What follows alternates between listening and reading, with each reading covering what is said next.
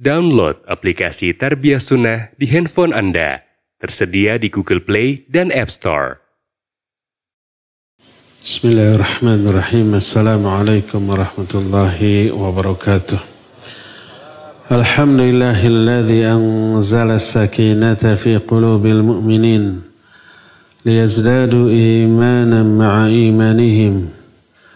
Walillahi junudus samawati wal ardh. وكان الله عليما حكيما وأشهد أن لا إله إلا الله وحده لا شريك له وأشهد أن محمدا عبده ورسوله صلى الله عليه وعلى آله وأصحابه وسلم تسليما مزيدا وبعد.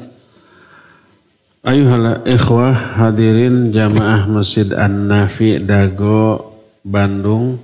Alhamdulillah, pagi ini kita kembali berjumpa untuk melanjutkan kajian Fiqih Al-Asma'ul Husna.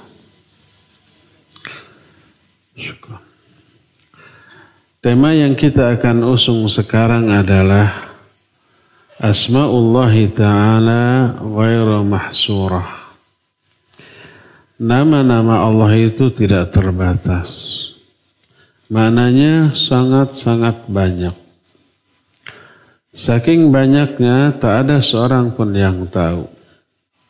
Jangankan di kalangan manusia, jin, para nabi pun tidak tahu, para malaikat pun tidak tahu berapa seluruh jumlah dari nama-nama Allah dan apa saja. Dan ini diterangkan dalam banyak hadis yang sahih. Di antaranya hadis riwayat Imam Muslim dalam kitab sahihnya. Hadisnya nomor 486 dari dari Ummul Mukminin Aisyah radhiyallahu anha. Dia berkata, faqadtu Rasulullah sallallahu alaihi wa alihi wasallam min al-firash. Faltamastuhu fawaqa'tu yadayya ala batni qadamayhi. Wa huwa fil masjidi wa huma mansubatan. Wa huwa yaqul, Allahumma a'udhu biridhaka min sakhatik. Wa bimu'afatika min uqubatik wa a'udzu bika mink la uhsi thana'an 'alaika anta kama athnaita 'ala nafsik. Kata Aisyah, aku kehilangan Rasul sallallahu alaihi wasallam di tempat tidurku.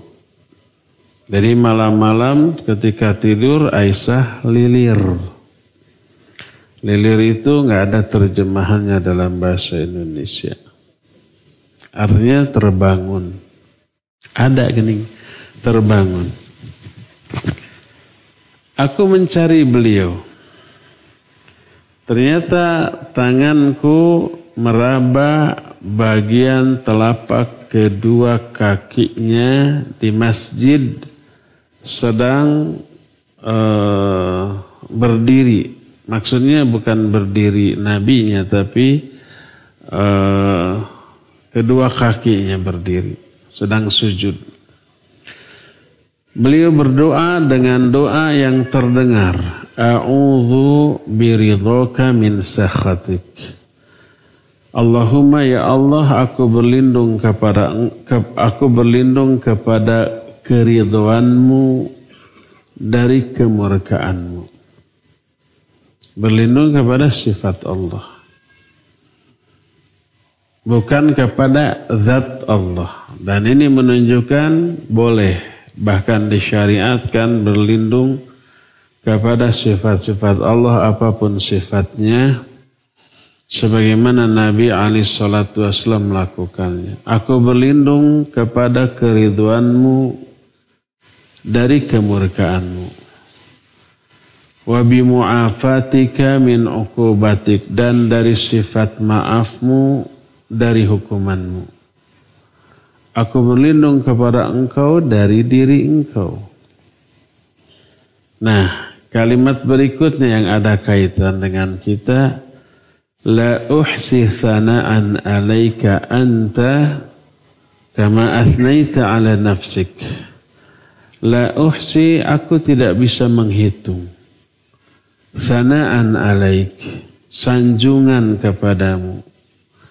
Kama athnaita 'ala nafsik, sebagaimana engkau menyanjung dirimu. Ini hadis yang menjadi dalil tidak terbatasnya nama-nama Allah. Apa hubungannya antara tidak terbatasnya nama Allah dengan hadis ini? Hubungannya jelas bahwa Nabi SAW tidak bisa menghitung sanjungan kepada Allah.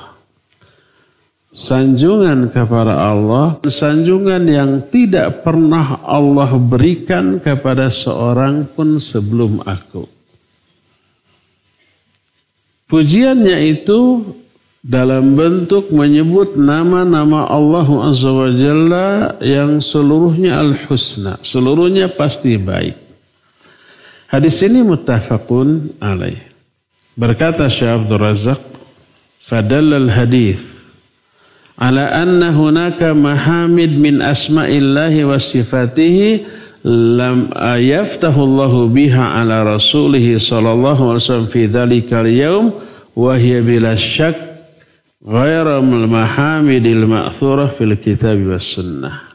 Hadis ini menunjukkan bahwa ada pujian-pujian dan sanjungan berupa penyebutan nama-nama dan sifat Allah yang oleh Allah diberikan kepada Nabi SAW di hari itu, di hari kiamat.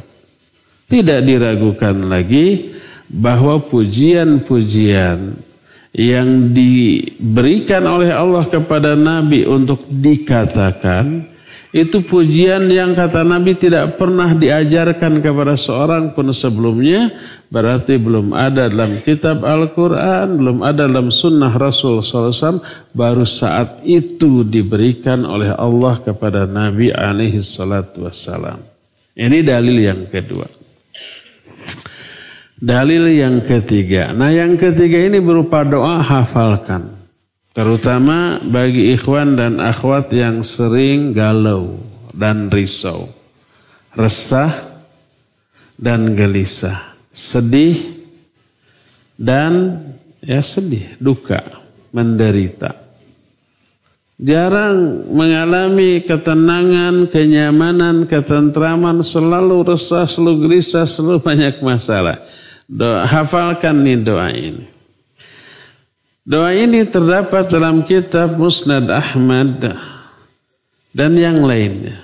Hadisnya diterima dari Abdullah bin Mas'ud radhiyallahu an, bahwa Nabi alaihi salatu wasallam bersabda, "Ma asaba 'abdun hammun wala huznun." Tidaklah seorang hamba ditimpa keresahan dan kesedihan. Keresahan dan kesedihan ini sama, tidak nyamannya hati, tidak tentramnya hati. Cuma penyebabnya berbeda. Kalau gelisah atau ham, kegelisahan karena sesuatu yang belum terjadi, khawatir ada kejadian buruk menimpahnya, curiga begini begitu ke beberapa orang tertentu, gelisah, itu ham. Kalau huzn atau sedih adalah ketidaknyamanan hati karena peristiwa yang sudah terjadi. Berupa musibah, baik fisik ataupun psikis. Lalu hati nggak nyaman, itu sedih. Bawahnya dua-duanya resah dan gelisah. Tidaklah seorang hamba ditimpa keresahan, kegelisahan, ataupun kesedihan. Berdoa dengan doa berikut. Nah, doa ini hafalkan. Allahumma inni abduk wabnu abdik wabnu amatik nasiyati biyadik madin fiyya hukmuk adlun fiyya qada'uk. Sakitu heula. Allahumma ya Allah, inni abduk, sungguhnya aku hambamu. Wabnu abdik, anak dari hambamu. Wabnu amatik, anak dari hamba perempuanmu. Kalau hamba laki-laki abdun, kalau hamba perempuan amat. Ayah kita abdun, ibu kita amat, amatun. Aku adalah hambamu, anak dari hambamu, anak dari hamba perempuanmu. Nasiyati biyadik, ubun-ubunku berada dalam genggaman tanganmu. Madin fiyya hukmuk, berlaku pada diriku hukum-hukummu. Adlin fiyya qada'uk, adil terhadap diriku seluruh ketetapanmu. Jadi sebelum meminta, isi doa menyanjung Allah dulu. Baru isi doanya. Allah as'aluka, aku meminta kepadamu. Bikullismin huwa lak, dengan semua nama-nama milikmu. Samaita bihi nafsak, yang engkau telah namakan dirimu dengan nama itu. Au anzaltahu fi kitabik, atau dengan nama-nama yang engkau turunkan dalam kitabmu. Au 'allamtahu ahadan min khalqik, atau nama-nama yang engkau ajarkan kepada salah seorang di antara makhlukmu. Aw ista'tharta bihi fi ilmil ghaibi indik. Nah ini. Atau nama-nama yang hanya engkau saja yang tahu, yang ada dalam ilmu gaib yang ada di sisimu. Nama yang hanya Allah saja yang tahu. Yang ada dalam ilmu gaib yang ada di sisimu. Selain Allah nggak ada yang tahu. Para malaikat tidak tahu. Para nabi tidak tahu. Apalagi orang biasa. Antaj'ala. Nah ini anunya, apa namanya, isi doanya. Karena kita resah, gelisah, risau, galau, ataupun sedih. Aku meminta kepadamu dengan menyebut semua nama yang kau namakan dirimu dengan nama itu. Atau dengan nama yang kau turunkan dalam kitabmu. Atau dengan nama-nama yang kau ajarkan kepada makhlukmu. Atau dengan nama-nama yang hanya engkau saja yang tahu. Selain engkau tidak ada yang tahu. Dalam ilmu gaib yang ada di sisimu. Antaj'alal Qur'ana rabi'a qalbi, agar engkau menjadikan Al-Quran sebagai penenang hatiku. Wa nura sadri, penerang dadaku. Wa jala'a huzni, sebagai pelipur kesedihanku. Wa dhahaba hammi, dan sebagai penghilang keresahanku. Nah, sampai di sana, siapa orang mukmin yang mengalami resah gelisah, risau ataupun galau, sedih ataupun berduka, lalu berdoa dengan doa itu, illa adhaballahu hammahu wa hu, kecuali Allah akan hilangkan keresahannya, kesedihannya, wa abdalahu makanahu farha, lalu Allah gantikan dengan kebahagiaan. Makanya yang selalu risau dan galau, hafalkan doa ini. Nah, doa ini salah satu di antara istidlal atau penunjukan dalilnya adalah ada nama-nama Allah, ada 3 macam, 3 jenis. Pertama, qismun samma bihi nafsah fa'adharahu liman sya'a min malaikatihi aw ghairihim wa lam yunzil bihi kitabah. Pertama, nama-nama yang Allah telah namakan dirinya dengan nama itu.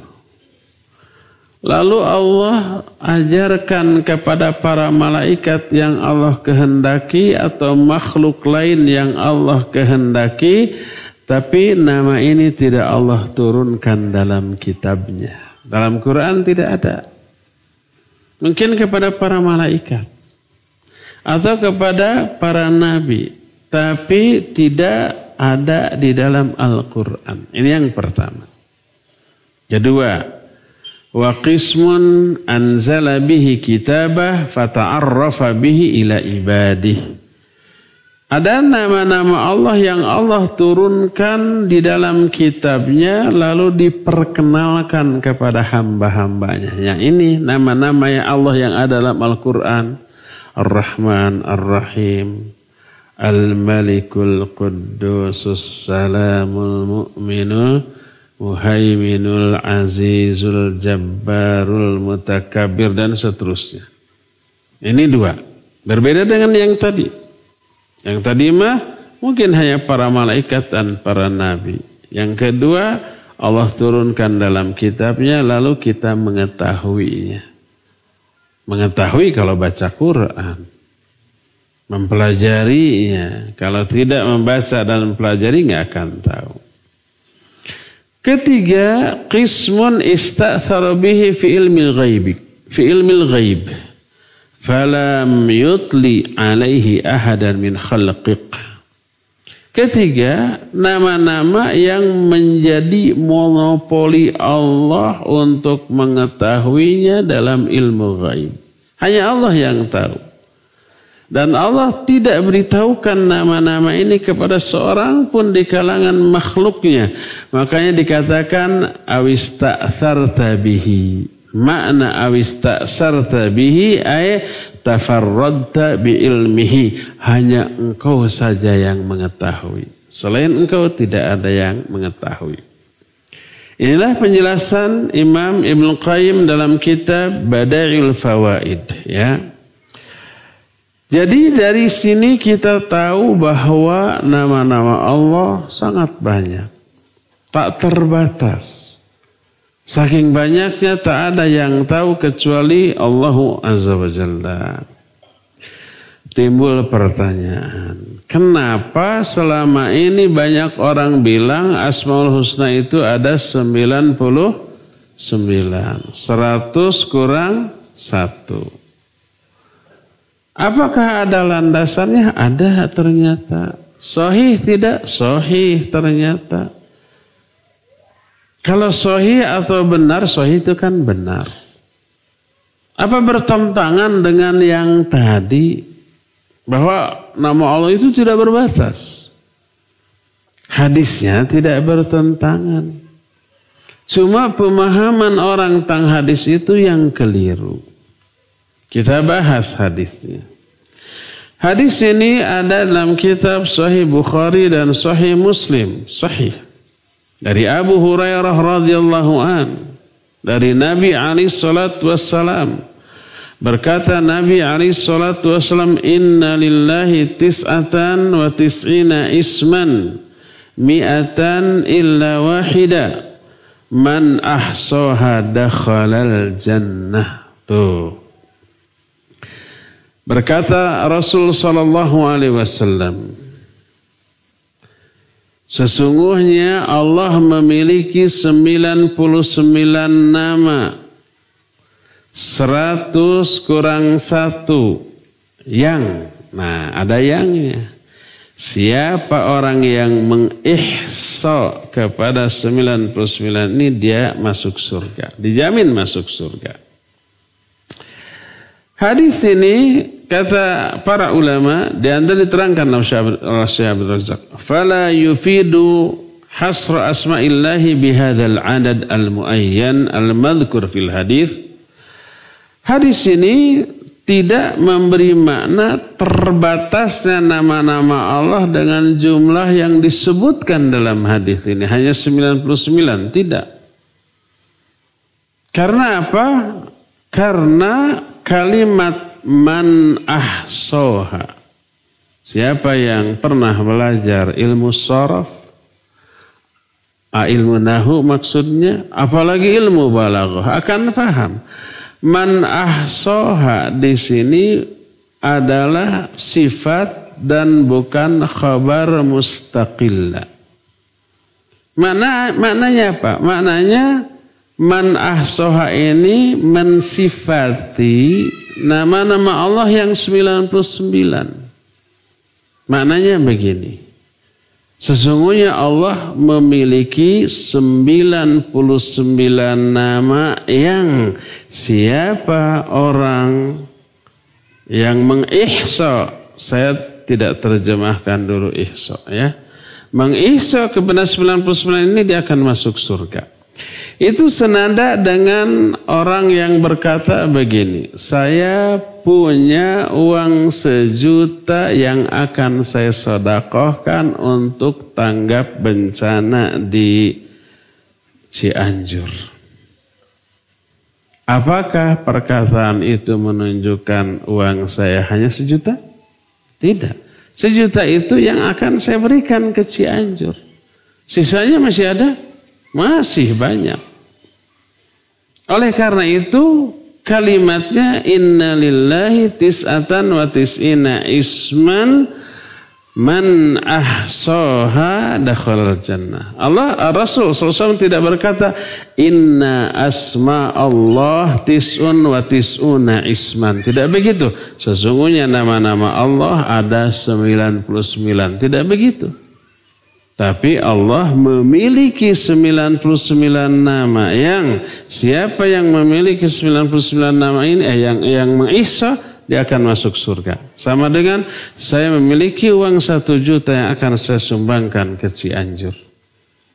Maksudnya uang 1 juta itu bukan hanya segitu uang saya. Tapi itu yang akan saya berikan ke Cianjur. Sisanya miliaran masih banyak. Di bank. Punya orang. Senada dengan itu ya. Jadi begitu. Jadi kedua keterangan tadi tidak bertolak belakang. Apa makna mengihsa? Mengihsa mencakup beberapa makna. Makna yang pertama, mengihsa artinya memahami makna dari 99 nama ini. Memahami. Kedua, meyakini makna atau keagungan yang terkandung di dalam nama-nama tersebut. Nah ini yang ketiga, yang terakhir, yang paling penting dari semuanya, mengaplikasikan. Mengaplikasikan nama-nama itu dalam bentuk ibadah, perbuatan, amal soleh dan seterusnya. Nanti kita akan bahas bahwa seluruh syariat, isi syariat, perintah, baik itu sholat, saum, zakat, haji, jihad, infak, sedekah, thalabul ilmi, itu sebenarnya merupakan aplikasi dari seluruh nama-nama Allah. Dulu beberapa tahun yang lalu, 5 atau 6 tahun yang lalu, waktu i'tikaf kan kita membahas sebuah kitab yang kecil, kutaib, dengan judul At-Ta'abbud bi Asma'illah. Beribadah dengan kandungan nama-nama Allah. Seluruh nama-nama Allah isinya itu wajib diaplikasikan dalam bentuk ibadah. Untuk bisa mengaplikasinya wajib paham maknanya. Jadi ihsa mencakup 3. Memahami maknanya, meyakini kebenaran dan keagungan dari makna dari nama-nama itu, dan yang ketiga mengaplikasikannya dalam kehidupan, dalam bentuk ibadah, amal soleh dan kebaikan yang lainnya. Nanti penjelasan ini akan ada bab tersendiri untuk menerangkannya. Itulah ihsa.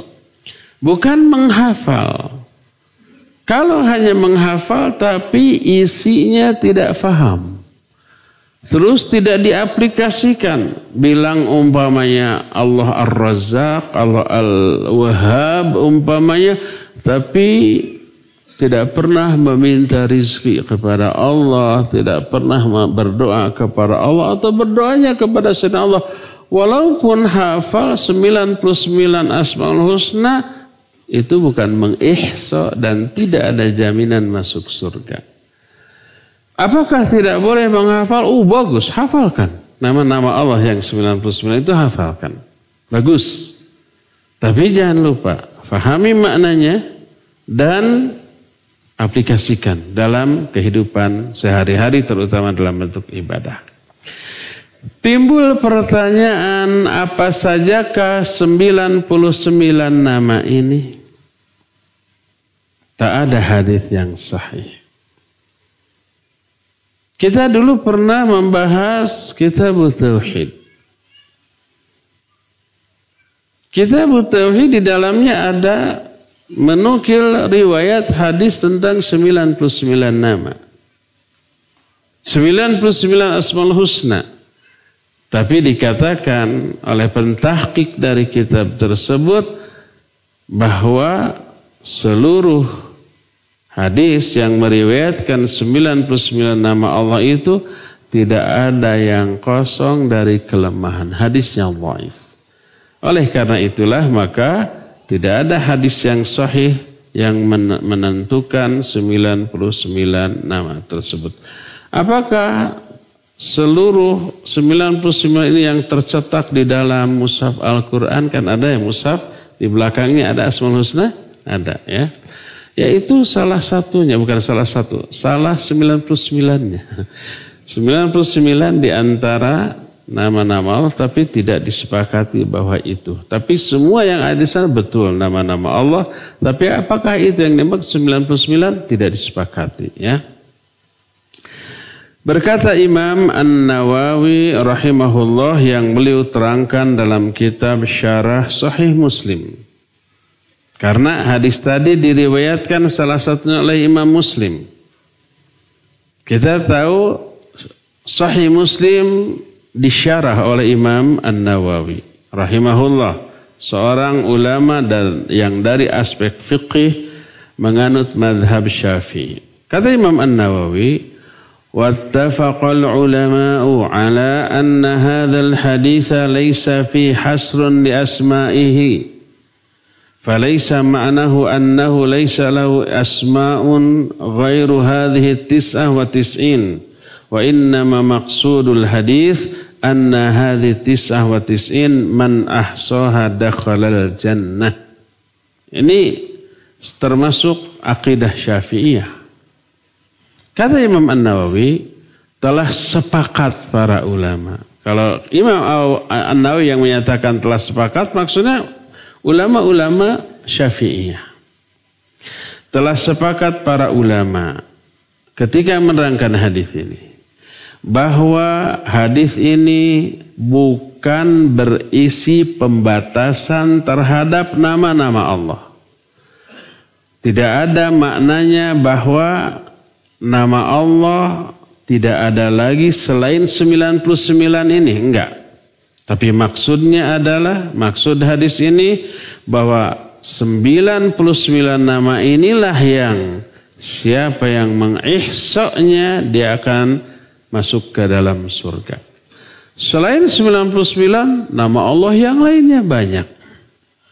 Tapi tidak diberitahukan kepada manusia. Ada yang diberitahukan kepada Allah, kepada para malaikat dan para nabi. Ada juga yang nama-nama yang bahkan para malaikat, para nabi pun tidak diberitahukan oleh Allah. Selanjutnya berkata Imam An-Nawawi, fal muradu al-ikhbaru an dukhulil jannah bi ihsa'iha la al-ikhbar bi hasril asma. Walihada jaa fil haditsil akhar as'aluka bi kulli ismin sammaita bihi nafsak aw ista'tharta bihi fi ilmil ghaibi indak. Tapi maksud hadis ini adalah mengabarkan akan masuknya surga, akan masuk ke dalam surga orang yang mengihsa kepada 99 nama ini, bukan mengabarkan pembatasan nama Allah yang hanya 99, bukan. Oleh karena itu dikatakan dalam hadis, aku meminta kepadamu dengan semua nama yang telah engkau namakan dirimu dengan nama itu, atau nama-nama yang hanya engkau yang tahu dalam ilmu gaib yang ada di sisimu. Lalu Imam An-Nawawi mengutip pendapat ulama sebelumnya, namanya Abu Bakar bin Al-Arabi. Wa dzakara Al-Hafidz Abu Bakar Ibnul Arabi, yang dikenal dengan Ibnul Arabi. Ini ulama Ahlus Sunnah. Beda dengan Ibnu Arabi tanpa alif lam. Beda. Kalau Ibnu Arabi oleh Imam Al-Ghazali disebut zindiq dan kafir. Bukan saya loh yang mengatakan. Tapi Al-Ghazali dalam kitab Al-Munqidh Minadh Dhalal, di sana, dan itu juga dinukil oleh Ali Al-Hakami dalam kitab Mukhtasar Ma'arijul Qabul yang kita bahas setiap hari Jumat sore itu. Itu Ibnu Arabi tanpa alif lam. Ini Ibnul Arabi. Nama aslinya adalah Abu Bakar. Wa qad dzakara Al-Hafidz Abu Bakar Ibnul Arabi Al-Maliki an ba'dihim annahu qala lillahi ta'ala alfu ismin. Qala Ibnul Arabi wa hadha qalilun fiha wallahu a'lam. Kata Al-Hafidz Abu Bakar Ibnul Arabi Al-Maliki, sebagian mereka menyatakan Allah punya 1000 nama. Kata Ibnul Arabi, ini sedikit dibanding nama Allah yang sebenarnya, wallahu a'lam. Jadi riwayat yang menyatakan Allah punya 1000 nama dengan menyatakan Allah punya 99 nama, gitu ya. Sedikit mana 99 dengan 1000? Tentu saja sedikit, 99. Yang 1000 aja dikatakan sedikit. Apalagi yang 99 nama. Ini diterangkan oleh Imam Ibnu Qayyim dalam kitab Syarah Sahih Muslim juz yang kelima halaman 17. Berkata Syekhul Islam Ibn Taimiyah rahimahullah, was-sawabu alladhi alaihi jumhurul ulama anna qawlan nabi alaihi salatu wassalam inna lillahi 99 isman man ahsaha dakhala al-jannah, ma'nahu anna man ahsat 99 min asma'ihi dakhala al-jannah. Laisa muraduhu annahu laisa lahu illa 99 isman, fa innahu fil haditsil akhar alladhi rawahu Ahmad wa Abu Hatim fi sahihi, as'aluka bi kulli ismin huwa laka samaita bihi nafsak aw anzaltahu fi kitabik aw 'allamtahu ahadan min khalqik aw ista'sarta bihi fi ilmil ghaibi 'indak an taj'ala al-Qur'an al-'azim rabi'a qalbi wa nura sadri wa jala'a huzni wa dhahaba ghammi wa hammi. Kata Syekhul Islam, pendapat yang benar yang dipegang oleh jumhur ulama, jumhur itu mayoritas, bahwa ucapan Nabi yang menyatakan Allah punya 99 nama, siapa yang mengihsa ke-99 nama itu dia masuk surga. Maknanya adalah siapa yang mengihsa 99 nama di antara nama-nama Allah yang banyak, dia akan masuk surga. Hadis ini bukan bermakna bahwa Allah tidak punya nama lain selain 99 nama, enggak.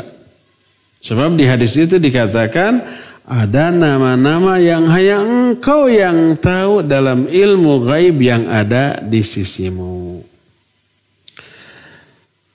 Di dalam hadis yang tadi kita kemukakan, ketika sujud, ini salah satu doa sujud, dan doa ini juga dibaca di dalam kunut tarawih, tarut witir. Al-Hasan diajari oleh Nabi SAW kunut witir. Di dalam kunut witir ada sepenggal kalimat yang oleh Nabi dibaca di dalam sujud.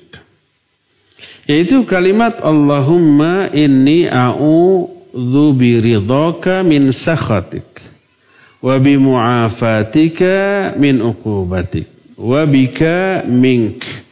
La uhsi thana'an alaika anta kama athnaita ala nafsik. Pernah kan dengar doa kunut seperti ini? Tapi dibacanya kapan? Waktu witir. Itu pun witir sholat tarawih setelah setengah bulan berlalu. Pertengahan bulan, tengah-tengah Ramadan sampai akhir baru disunnahkan melakukan kunut pada waktu sholat witir. Nah, doa ini juga dibaca dalam doa sujud. Allahumma inni a'udzu biridhoka min sakhatik. Ya Allah, aku berlindung kepada keridhoanmu dari kemurkaanmu. Wa bi mu'afatika min uqubatik, dan berlindung kepada sifat pemaafmu dari hukumanmu. Wa bika mink, aku berlindung kepada engkau dari diri engkau. Nah, kalimat ini, la uhsi thana'an 'alaika anta. Aku tidak bisa menghitung sanjungan kepadamu. Menyanjung Allah dengan menyebut nama-nama dan sifatnya yang tinggi. Tidak bisa aku hitung. Sebagaimana engkau menyanjung dirimu dengan menyebut nama-namamu tersebut. Enggak bisa aku hitung. Ketika menerangkan hal ini, berkata Imam Syekhul Islam Ibn Taimiyah dalam kitab Dar'ut Ta'arud, fa akhbaro annahu sallallahu alaihi wasallam la yuhsi thana'an alaihi walau ahsa jami'a asma'ihi la ahsa sifatihi kulliha fakama yuhsi thana' alaihi lianna sifatihi innama yu'abiru anha bi asma'ihi. Di dalam hadis ini Nabi SAW menyatakan tidak bisa menghitung sanjungan kepada Allah. Seandainya nama-nama Allah dan sifatnya bisa dihitung seluruhnya, maka niscaya sanjungan dan pujian kepada Allah pun bisa dihitung, karena sifat dan nama karena sifat-sifat Allah adalah ungkapan dari makna yang terkandung dalam nama-nama Allah. Jadi ketika kita menyanjung Allah, pasti kita menyebut namanya. Kalau sanjungan kepada Allah tidak bisa dihitung, menunjukkan nama-nama Allah juga tidak dihitung. Kemudian beliau berkata, wa bihadza yu'lamu anna asma Allahil husna laysat mahsuratan fi adadin muayyan. Bal inna asma Allahil husna al-madhkura fil Qur'anil Karim wa sunnatin Nabi sallallahu alaihi wasallam laysat mahsuratan fi hadzal adad al-madhkur fil hadis. Dari penjelasan tadi diketahui bahwa nama-nama Allah yang baik tidak terbatas dengan jumlah tertentu. Bahkan nama-nama Allah yang husna yang tersebut dalam Al-Quran dan Sunnah Nabi SAW tidak dibatasi dengan jumlah yang diterangkan dalam hadis tadi, yaitu 99 nama. Enggak. Berdasarkan hal itulah maka berkata Syekhul Islam, wa in qila la tad'u illa bi ismin lahu dzukira fil kitab was sunnah qila hadza akthar min 99. Kalau ada yang berkata, jangan kamu berdoa kecuali dengan menyebut nama Allah yang diterangkan dalam kitab dan sunnah. Maka dijawab, seandainya kita hanya menyebut nama yang Allah terangkan dalam kitab dan sunnah, itu pun sudah lebih jumlahnya dari 99. Seandainya nama-nama Allah dalam Al-Quran dan As-Sunnah kita kumpulkan, itu aja udah lebih dari 99. Padahal nama Allah yang tidak diturunkan dalam kitab dan sunnah banyak. Kan tadi diterangkan, nama Allah ada 3. Pertama ada nama Allah yang Allah ajarkan kepada para malaikat dan nabi-nabi. Ada nama Allah yang Allah turunkan dalam kitab termasuk dalam hadis. Ada nama Allah yang tidak ada yang tahu kecuali nama Allah Subhanahu wa ta'ala. Berdasarkan hal itulah maka wajib kita meyakini tentang bahwa jumlah nama-nama Allah tak terbatas. Adapun yang 99 nama yang tersebut di dalam hadis yang sahih itu adalah sebagian nama-nama Allah yang spesial, yang istimewa. Kespesialannya, keistimewaannya terlihat dari siapa yang mengihsa kepada 99 nama tersebut, dia akan masuk ke dalam surga. Berbeda dengan di luar 99 nama tersebut. Inilah penjelasan tentang jumlah nama-nama Allah Subhanahu wa Ta'ala. Selesai kajian siang ini. Sekian dan terima kasih. Baik, kita akan masuki sesi tanya jawab. Dipersilakan untuk mengajukan pertanyaan. Untuk ikhwan boleh langsung nanti pakai mikrofon. Untuk akhwat dipersilakan melalui tulisan nanti akan disampaikan. Dan untuk pendengar, pemirsa dan para netizen dipersilakan untuk mengirim pertanyaannya melalui WA ataupun melalui SMS atau melalui di kolom komentar.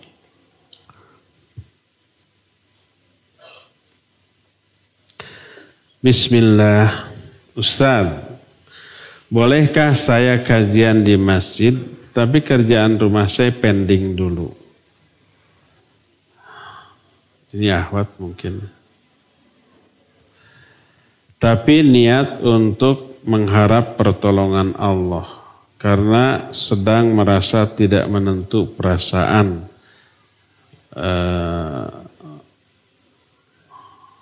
Kalimat lama tak termasuk apa ini? Ulangi asal lir. Bolehkah saya kajian di masjid tapi kerjaan rumah saya pending dulu? Dengan niat untuk mengharapkan pertolongan Allah. Karena sedang merasa tidak menentu perasaan. Khadimat lama tidak masuk. Oh, pembantu tidak masuk. Iya. Sekarang gini, karena ini dia ngajinya itu karena perasaan sedang tidak menentu. Kalau perasaan sedang menentu, apa tidak ngaji?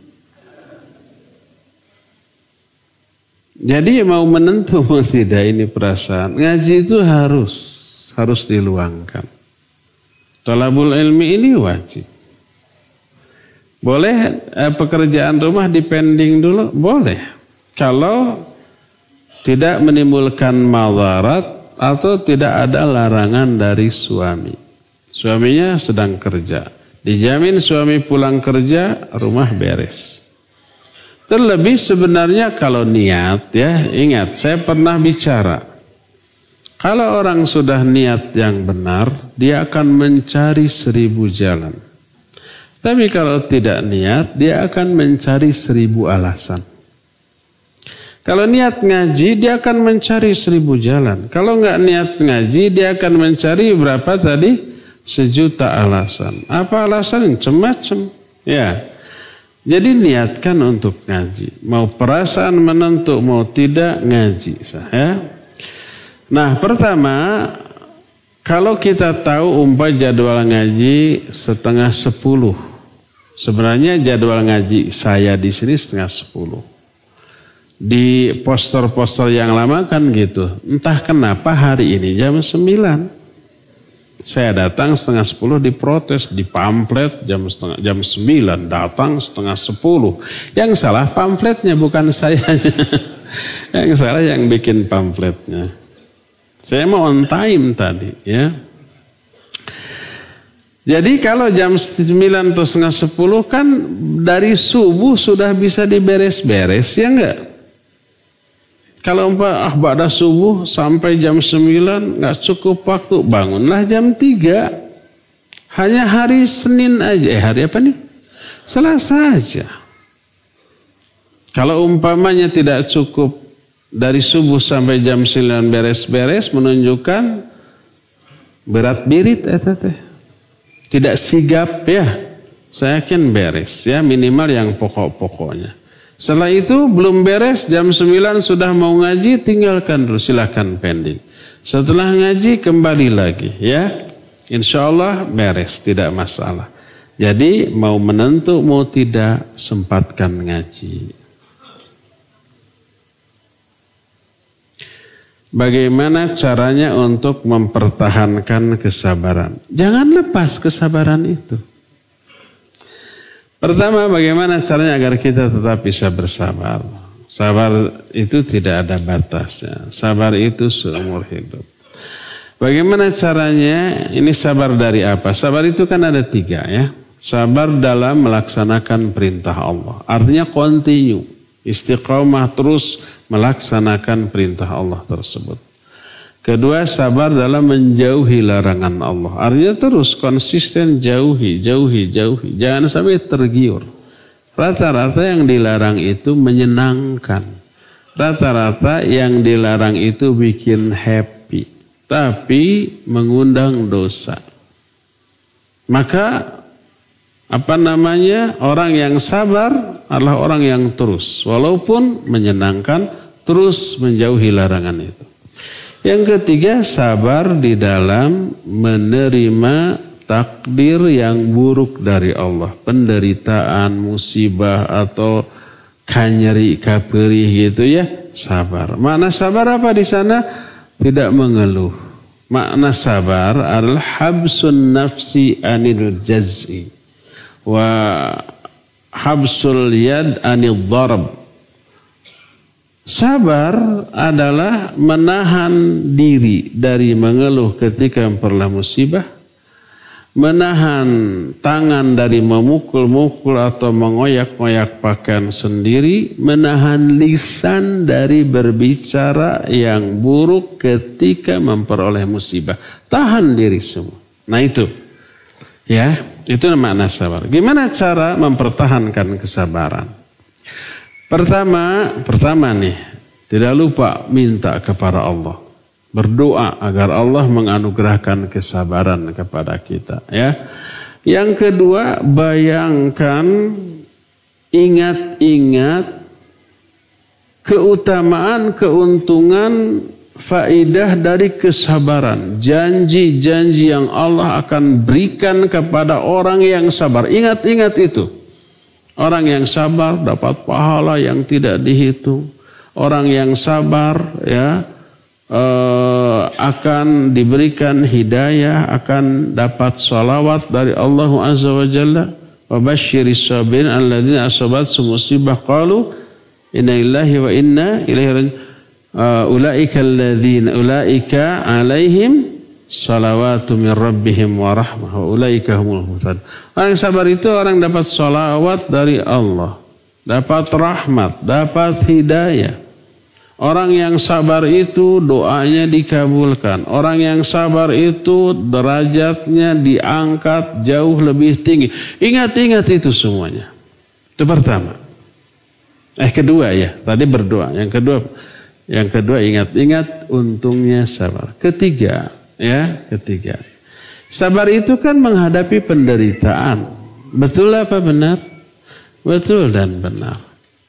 Bagaimana caranya agar tidak mengeluh? Ingat, penderitaan ini lebih banyak menguntungkan kita daripada merugikan. Apa keuntungan dari penderitaan? Pertama, gugur dosa. Makin menderita, makin banyak dosa yang gugur, yang dihapus oleh Allah Azza wa Jalla. Itu yang pertama. Yang kedua, pahala. Al-ajru ala qadril masyaqqah. Dan pahala itu berdasarkan kadar penderitaan. Inna idhamal jaza ma'a idhamil bala. Sesungguhnya besarnya pahala itu berbanding lurus dengan besarnya musibah. Makin besar musibah, makin banyak pahala. Ya. Yang ketiga tadi, doanya ketika menderita dikabul walaupun dia orang durhaka. Ya.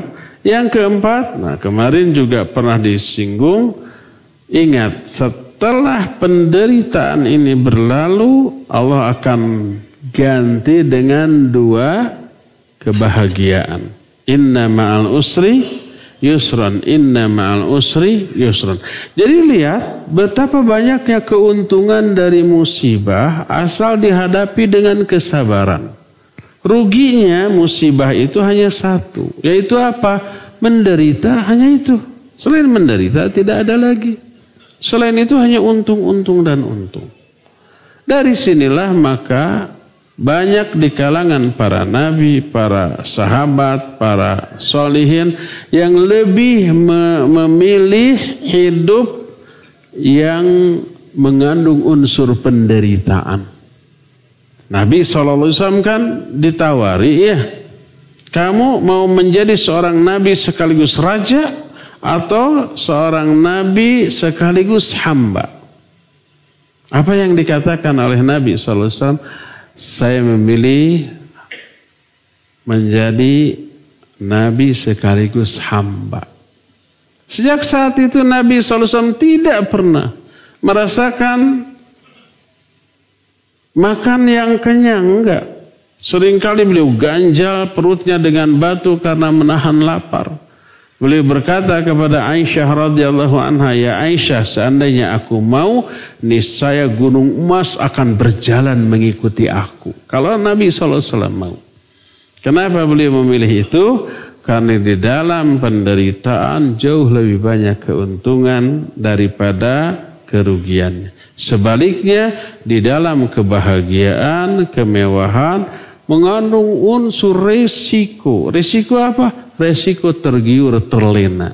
Alhaakumut takatsur hatta zurtumul maqabir. Kalla innal insana la yatgha ra'ahul staghna. Lihat, sesungguhnya manusia itu durhaka setelah melihat dirinya kaya. Umumnya begitu. Lihat ashabus shimal, ma ashabus shimal, lalu disebutkan beberapa jenis azab, lalu disebutkan salah satu penyebabnya. Innahum kanu qabla dzalika mutsrafin.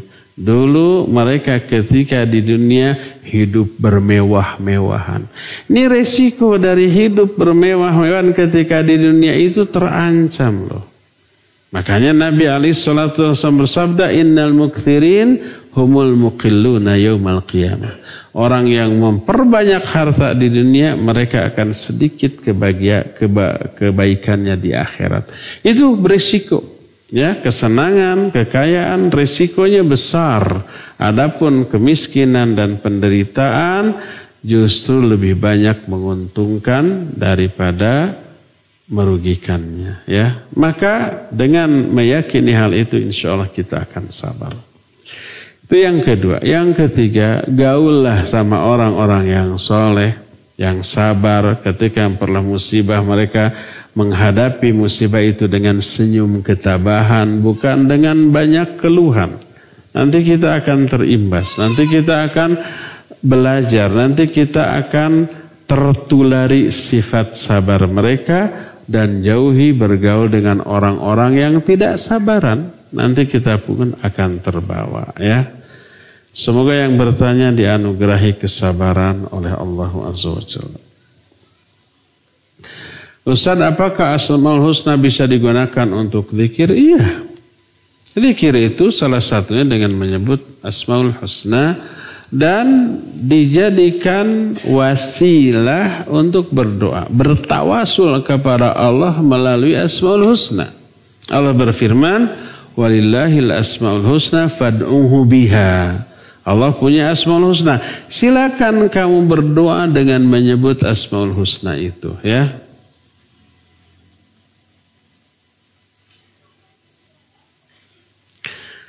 Bagaimana cara mengaplikasikan Asmaul Husna dalam berdoa ketika sujud dalam sholat? Ini nanti ada bab tersendiri. Si penanya ini wajib hadir ketika bab itu dibahas. Nanti kalau lihat judul kajian di sini, aplikasi Asmaul Husna dalam beribadah. Nah, hadir. Ya. Kalau di sana ternyata tidak terterangkan juga, berarti salah judul.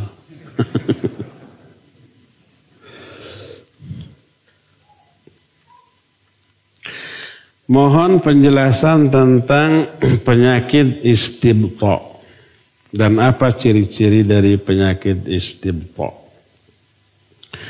Istibta diistilahkan dalam bahasa Sunda. Yang nggak ngerti nanti tanya ke sebelahnya. Yaitu lengle, talangke, kaleket, hararese, kudu diteke, bikin bete. Apa bahasa Indonesianya? Jadi pemalas, selalu ditunda-tunda. Nanti itu istibta. Ya, ketika umpamanya emak-emak tuh numpuk tuh cuci piring kotor, nanti ajalah 5 menit lagi kagok ini cikopi belum habis lah, cikopi beres babatak heula gitu, ningali bantal, aduh mubadir bantal ngagoler, itu istibta. Jadi menunda-nunda pekerjaan, ya. Itu benar apa salah sikap itu? Benar salah. Jangan dimiliki.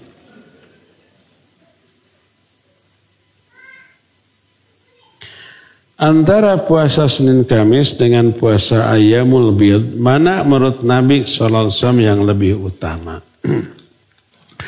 Tidak perlu dibenturkan. Kedua-duanya kita lakukan. Senin Kamis ongkoh tenaunnya. Senin Kamis dilakukan, Ayyamul Bid juga dilakukan. Kalau Ayyamul Bid tanggal 13, 14, 15 tidak sempat, tidak mungkin kita lakukan karena hal tertentu, boleh kapan saja 3 hari di bulan tersebut, asal jangan di hari yang terlarang. Hari yang terlarang itu Jumat secara infirad jangan, gitu ya. Atau kalau bulan Dzulhijjah di hari-hari tasyrik jangan, tidak boleh gitu ya. Selain itu boleh saum kapanpun. Kita pernah jelaskan hukum saum ada beberapa. Pertama ada yang fardu, yang wajib. Yang wajib ada 3. Pertama Ramadan. Ya, plus qadha-nya. Kalau ada uzur plus qadha itu wajib. Yang kedua adalah saum nadar. Kalau seorang bernazar, kalau saya lulus ujian saya akan saum, jadi wajib. Yang ketiga, saum kifarat. Kifarat itu saum sebagai penghapus dosa karena melanggar sumpah. Seperti umpamanya, demi Allah besok saya akan datang. Ternyata tidak datang. Maka wajib dibayar kifaratnya, ya. Apa kifaratnya? Kasih makan 10 orang fakir miskin atau kasih pakaian. Kalau tidak mampu, saum 3 hari berturut-turut. Ini wajib hukum. Ini 3 saum yang wajib. Kedua ada saum sunnah. Sunnah ini ada 2. Sunnah muakkad dan sunnah mutlak. Sunnah muakkad adalah sunnah yang ditekankan. Seperti contoh Senin Kamis, ya, Daud, termasuk Ayyamul Bid, ya. Itu muakkad karena ditekankan. Nah, ada lagi saum mutlak. Mutlak itu yang tidak ditentukan waktunya Senin atau Kamis atau pertengahan bulan, tidak. Boleh kita saum umpamanya Selasa dan Rabu? Boleh. Sebagaimana Nabi SAW pulang ke rumahnya, ada makanan enggak? Enggak ada. Kalau begitu saya saum. Itu hari apa? Yang jelas bukan Senin Kamis. Kalau Senin Kamis mau ada makanan mau tidak, Nabi akan saum. Tapi ini selain hari itu, ya.